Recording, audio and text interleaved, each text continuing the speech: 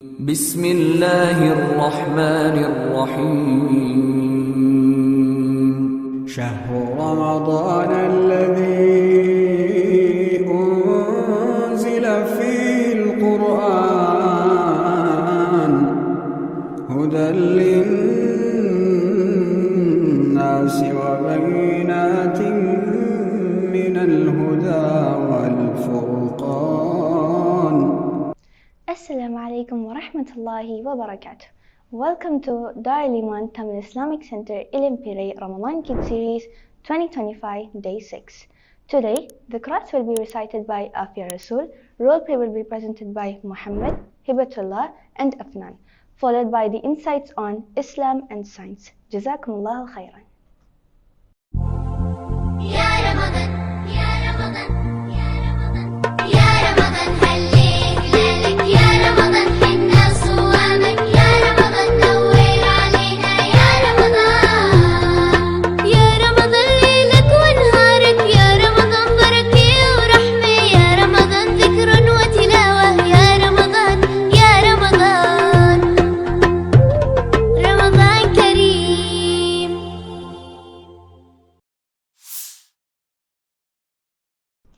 أعوذ بالله من الشيطان الرجيم. بسم الله الرحمن الرحيم.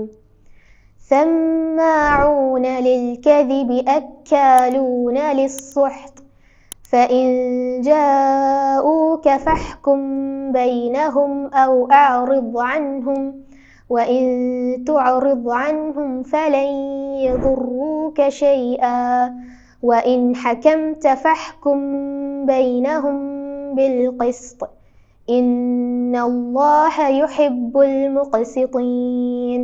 صدق الله العظيم. அளவற்ற அருளாளனும் நிகரற்ற அன்புடையனுமாகிய அல்லாஹுவின் திருப்பெயரால். அவர்கள் பொய்யுரைகளை செவியேற்பவர்களும் தடுக்கப்பட்ட பொருட்களை அதிகம் உண்பவர்களும் ஆவார்கள்.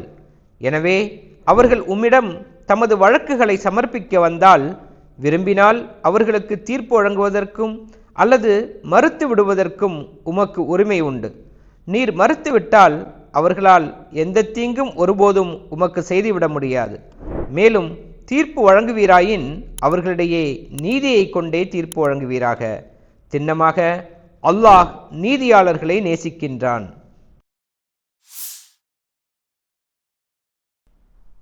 அஸ்ஸலாமு அலைக்கும் முஹம்மத். வலைக்கும் சலாம் அஃப்னான். டைம் ஆச்சு, போகலாமா? இரு ஹிபத்துல்லா வரட்டும், அவனுக்காக தான் வெயிட் பண்ணிட்டு இருக்கிறேன். இதோ வந்தாச்சு. அஸ்ஸலாமு அலைக்கும். வலைக்கும் சலாம். அஸ்ஸலாமு அலைக்கும். வலைக்கும் சலாம் ஹிபத்துல்லா. என்னாச்சு ஹிபத்துல்லா, ஏன் இவ்வளோ லேட்டு? அதுவா, இன்னைக்கு எனக்கு கிளாஸ்ல ஒரு சின்ன ப்ராப்ளம் ஆயிடுச்சு, அதானே லேட்டு. ஓகேப்பா, எனக்கு டைம் ஆயிடுச்சு, நான் போகிறேன். ஓகேப்பா, நம்ம நாளைக்கு மீட் பண்ணலாம் இன்ஷா அல்லாஹ். Okay bye. ப்ராப்ளமா? என்ன ப்ராப்ளம் ஹிபத்துல்லா? என்னோட ஃப்ரெண்டு எனக்கு கிளாஸ்மேட் மேலே அந்த கோபத்தில் வேணுமுனே அவனோட மேத்ஸ் நோட் புக்கில் தண்ணி கொட்டிட்டான். நல்ல வேளை நான் மட்டும் தான் அதை பார்த்தேன், வேறு யாரும் பார்க்கல. அப்புறமா எல்லாரும் என் ஃப்ரெண்டு கூட பிரச்சனை பண்ணும் போது அவனுக்கு சப்போர்ட் பண்ணி அவள் இப்படி பண்ணவே இல்லை சொல்லி அவனை பிரச்சனையில் வந்து சேஃப் ஆக்கிட்டேன். என்ன ஹிபத்துல்லா இப்படி பண்ணிட்ட? ஆமாம், பின்ன என்னோட ஃப்ரெண்டுக்கு நானே சப்போர்ட் பண்ணேன்னா எப்படி? இதில் என்ன தப்பு இருக்குது? இதுக்கு போய் எதுக்கு நீங்கள் ரொம்ப ஃபீல் பண்ணுறீங்க? ஹிபத்துல்லா, நம்ம ரசூல் ஸல்லல்லாஹு அலைஹி வஸல்லம் வந்து ஒரு சிறந்த நீதியாளர். தப்பு பண்ணவங்க நமக்கு தெரிஞ்சவங்களா இருந்தால் கூட நம்ம பாதிக்கப்பட்டவங்களுக்கு தான் சப்போர்ட் பண்ணணும் அப்படின்னு நமக்கு சொல்லி தந்துருக்காங்க. ஓ அப்படியா? ஆனால் நீ உன் ஃப்ரெண்டு தான் தப்பு பண்ணியிருக்கிறான்னு தெரிஞ்சும் நீ அவனுக்கு தான் சப்போர்ட் பண்ணுவேன்னு சொல்கிற. இது தப்பு தானே ஹிபத்துல்லா? ஆமாப்பா, இதை யோசிக்கல, தப்பு பண்ணிட்டேன். அவங்க 2 பேர்கிட்டையும் பேசி நடந்த பிரச்சனையை சால்வ் பண்ணியிருக்கணும். இனிமேல் இப்படி நடந்துக்க மாட்டேன். நம்ம நபி ஸல்லல்லாஹு அலைஹி வஸல்லம் சொல்லிக் கொடுத்த வழிமுறைகளை ஃபாலோ பண்ணி நடப்பேன் இன்ஷா அல்லாஹ். இன்ஷா அல்லாஹ். போகலாமா?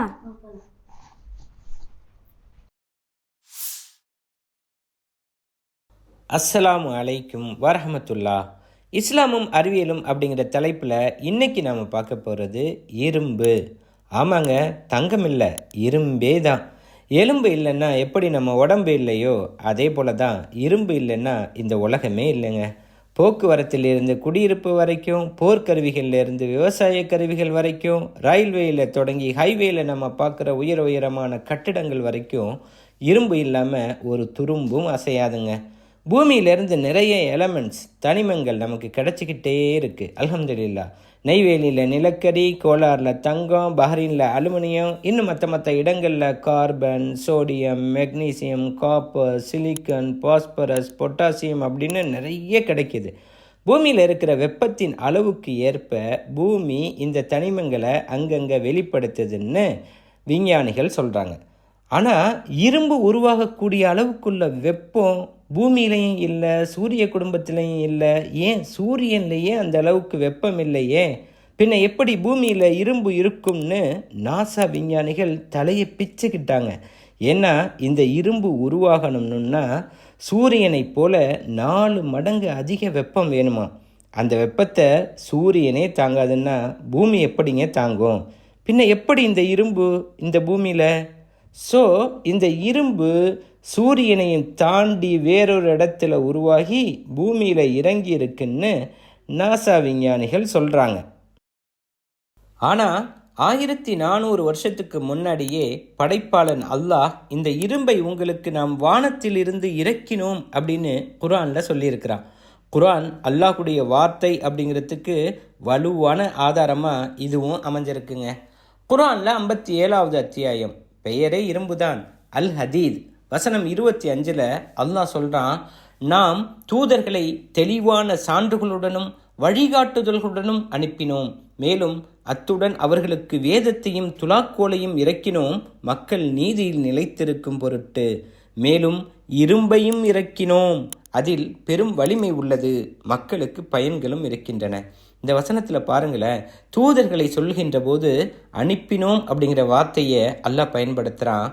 வேதத்தை சொல்கின்ற போது எப்படி இறக்கினோம் என்கின்ற வார்த்தையை பயன்படுத்துகின்றானோ அதே போல் இரும்புக்கும் இறக்கினோம் அப்படிங்கிற வார்த்தையை அல்லாஹ் தஆலா இதில் பயன்படுத்துகின்றான். குர்ஆனுடைய இந்த வார்த்தை அறிவியலோட எப்படி ஒத்து போகுதுன்னு பார்த்தீங்களா? ஆமாங்க, இரும்பு அவ்வளவு ஸ்பெஷல். இரும்பை பயன்படுத்திய மக்கள் தான் நாகரிக வாழ்க்கைக்கு துவக்கமாக அமைஞ்சிருக்கிறாங்க. அதனால தான் தமிழக முதல்வர் ஸ்டாலின் 5300 வருஷத்துக்கு முன்னாடியே இரும்பை உருக்கி பயன்படுத்த ஆரம்பித்த சமூகம் இந்த தமிழ் சமூகம்னு ஆதாரத்தோடு அறிவிச்சிருக்கிறாரு. திருநெல்வேலியில் ஆதிச்சநல்லூரில் கிடைச்ச தொன்மையான பொருட்கள் தான் இதற்கு ஆதாரம்னு தொல்பொருள் ஆய்வாளர் ஆர் சிவானந்தம் தெளிவாக சொல்லியிருக்கிறார்.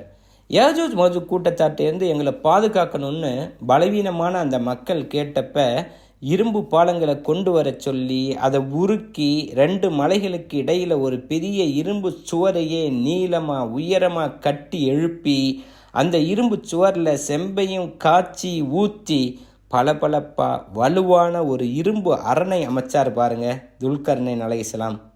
அதுதாங்க ஹை டெக்னாலஜி.